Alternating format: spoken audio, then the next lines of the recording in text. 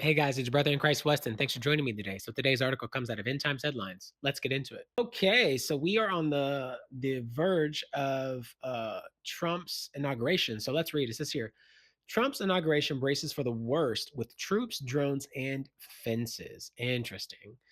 It says here, President-elect Donald Trump's second inauguration could be the most militarized in U.S. history, according to a report released on Monday, citing U.S. officials that the Telegraph reports that nearly 7,800 soldiers will join approximately police officers patrol Washington, D.C. during the peaceful transfer of power.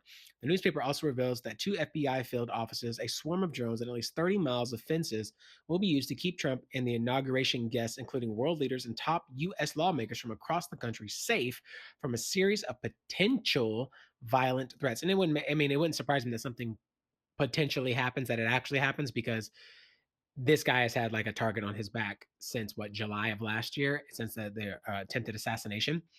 And somebody actually died there, a father, a husband.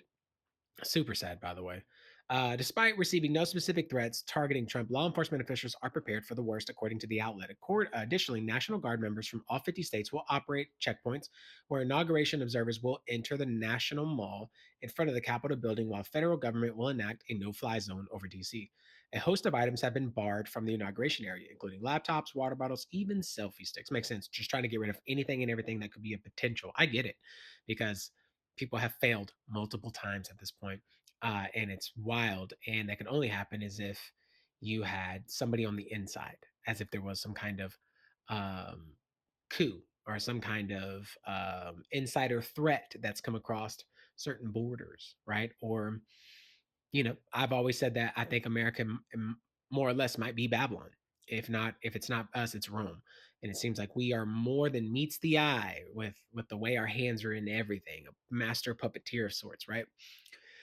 Says additionally, I read that a host of items. I already read that tensions will no doubt be running during the Trump's swearing in a coalition of left wing organization, including Planned Parenthood and Abortion Access Now, are set to hold so-called People's March on Saturday to protest Trump's landslide win over the Democratic opponent, Vice President Kamala. It's so dumb. Yes, work message. Officials moved to increase security for Trump's inauguration following the ISIS inspired terror attack on January in New Orleans. For one in New Orleans, we saw 14 people who were unalived and 35 who were injured. U.S. Secret Service Assistant Matthew Young said, following the attack on the agency, adjusts our security plans as needed. We're flexible and adaptable. We're going to prepare. DC Mayor Muriel Bowser vowed to keep the area secure for peaceful transfer. We take pride in that responsibility, and we're grateful to our federal partners, local agencies, and community members to work together, and so on and so forth. So, anyways, guys, I don't know what's going to happen. I hope it's peaceful. I hope it's good for the country. I hope it's good for everyone, and I hope nothing happens.